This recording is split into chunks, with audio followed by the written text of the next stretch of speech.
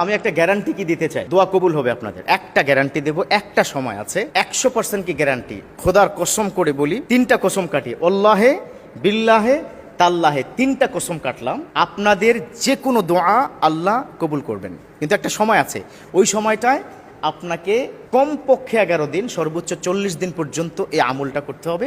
এই আমলটা আপনারা করবেন, পারবেন তো? আচ্ছা, কারা কারা কি করতে পারবেন একটু হাত উঁচু করে দেখান তো। করার কি বিষয় অনেক অনাগ্রহ যে হুজুর কি দেন আপনি, না? আচ্ছা, আজকে একটা গ্যারান্টি আপনাকে দিচ্ছি, সেটা হচ্ছে দিনের মধ্যে 24 ঘন্টার মধ্যে একটা নির্দিষ্ট সময় আছে, যেই সময়টায় আপনি মাত্র 4 রাকাত নামাজ পড়বেন। সবার আগে 11 বার দুরূদ শরীফ, 11 বার ইস্তেগফার পড়বেন। দুরূদ শরীফ পড়বেন, আল্লাহুম্মা সাল্লি আলা মুহাম্মদ ওয়া আলা আলি মুহাম্মদ কামা সাল্লাইতা আলা ইব্রাহিম ওয়া আলা আলি ইব্রাহিম ইন্নাকা হামিদুম মাজিদ।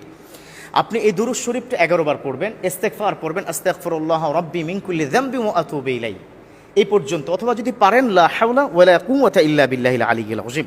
আচ্ছা, আমি আজকের এটা কেন বলছি, আমার খুব কাছের একজন মানুষ বললেন যে হুজুর একটু একটা আমলের একটু বয়ান যদি আপনি করতেন, যে আমলটায় আমার দোয়া কবুল হবে।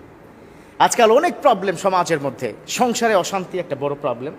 বাচ্চাটা তার কথা শুনে না, টিকটক করে সারাদিন, বাইরে কি বেরিয়ে টিকটক করে। ছেলেটা তাকে পাত্তাই দেয় না, ব্যবসা বাণিজ্যের অবস্থা ভীষণ খারাপ। যাকে জিজ্ঞাসা করি আমার মুসল্লির মধ্যে যে ভাই কেমন আছেন, হুজুর বলেন না, খুব খারাপ অবস্থা, হুজুর দোয়া করবেন, আর পারছি না নিতে, বরকত নাই। মা বোনরা ফোন করে বলে যে স্বামী স্ত্রী, আমার স্বামীকে নিয়ে যে কি বিপদে আছি, পরকিয়া করে। এরকম হাজার প্রবলেমের একটা সমাধান, সেটা হচ্ছে নির্দিষ্ট 24 ঘন্টার মধ্যে আপনি যদি অ্যালার্ম দিয়ে উঠে যান। বুঝতে পেরেছেন তো কখন? এটা তাহাজ্জুদের সময়। মাশাআল্লাহ, কেউ কেউ বুঝতে পেরেছেন, তাহাজ্জুদের সময়। অথচ ইয়াং পোলাপান যদি আমি জিজ্ঞাসা করি তাহাজ্জুদের সময় কি, তখন বলবে যখন কি গার্লফ্রেন্ডের সাথে কথা বলার সময় আসে, ওটা হলো তাহাজ্জুদের সময়। নাউজুবিল্লাহ। এর মানে হচ্ছে ওরা কথাই শুরু করে রাত 12টায়, শেষ করে রাত 3টায়। তাহাজ্জুদের সময় শুরু হয় রাত 1টার পর থেকে। কিন্তু তাহাজ্জুদ হচ্ছে মান নামা ফিল লাইলে, যে ব্যক্তি ঘুমাবে কি রাত্রেকালীন, সুম্মা সে পুনরায় আবার উঠে যাবে, তাকুমু লিসসালাতুত তাহাজ্জুদ, যখন আবার সে তাহাজ্জুদের সময় উঠে যায়, ওটাই হচ্ছে ইউকালু লাহু আত তাহাজ্জুদ। অর্থাৎ আপনি একটু সময় হলে ঘুমাতে হবে। আমাদের সমাজে অনেক সময় অনেকে বলে যে হুজুর আমি তো শেষ রাত্রিতে উঠতে পারি না, এই জন্য একবারই 1টার সময় 4 রাকাত নামাজ পড়ে শুয়ে যাই। হবে, এটা মন্দের ভালো, জায়েজ আছে, কিন্তু উত্তম হচ্ছে বিশ্বনবী যেভাবে পড়েছেন, ওই তাহাজ্জুদের সময় অ্যালার্ম দিয়ে উঠে যাবেন।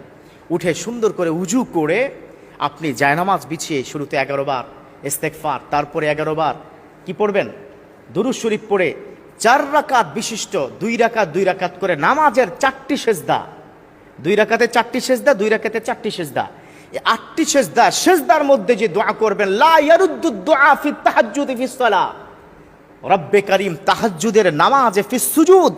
কোনো ব্যক্তি যদি সেজদার মধ্যে থাকে, সেজদায় যদি চোখের পানি ছেড়ে বলে আল্লাহ এই বিপদে আছি, আল্লাহ সন্তান অসুস্থ, আল্লাহ স্বামী কথা শুনে না, ব্যবসা বাণিজ্য ব্যাপক ধস, স্বামী বিদেশ ফেরত, বিদেশ থেকে চলে আসছে, আয় ইনকাম নেই, বিদেশে আসো অসুস্থ, খুব সমস্যা আছে, হাজার প্রবলেমের একটাই সলভ, তাহাজ্জুদের সময় আল্লাহর কাছে বলবে।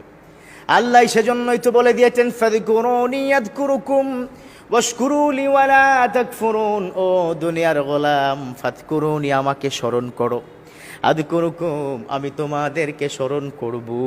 আবার আল্লাহ বলেছেন উদউনি আস্তাজিব লাকুম, ও দুনিয়ার গোলাম আমাকে ডাকো, উদউনি, আমাকে যদি তুমি ডাকো, আস্তাজিব লাকুম, তোমাদের ডাকে আমি আল্লাহ সাড়া দিব।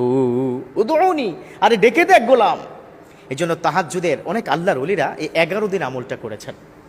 আমি আবারও বলছি, খোদার কসম আপনার আমল কবুল হবে, বাট ডিটারমাইন্ড হতে হবে।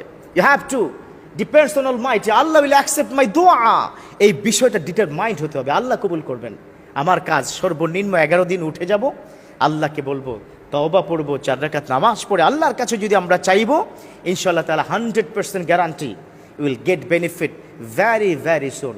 আল্লাহ আমাদের প্রত্যেককে হাজার বিপদ থেকে সমাধান দিয়ে, আল্লাহ পাক মুসিবত থেকে আমাদেরকে মুক্ত করে সুখময় সংসার গড়ার তৌফিক দান করুক, আমিন।